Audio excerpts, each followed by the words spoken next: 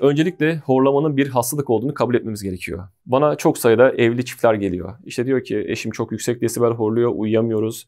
Veya işte yeni doğmuş bebekleri var. Aynı odada eşi çok yüksek desibel horladığı için bu sefer bebek uyanıyor. Hayatları böyle darmadağın oluyor.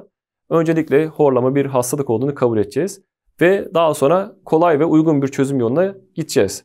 Horlama protezi aslında çok kolay bir yöntem. Geceleyin takıyorsunuz, ağzınız içerisinde kalıyor. Çenenizi belli bir miktar önde tutuyor. Kullanımı son derece rahat ve ilk geceden itibaren etkisini göstererek horlamanızı büyük oranda azaltıyor.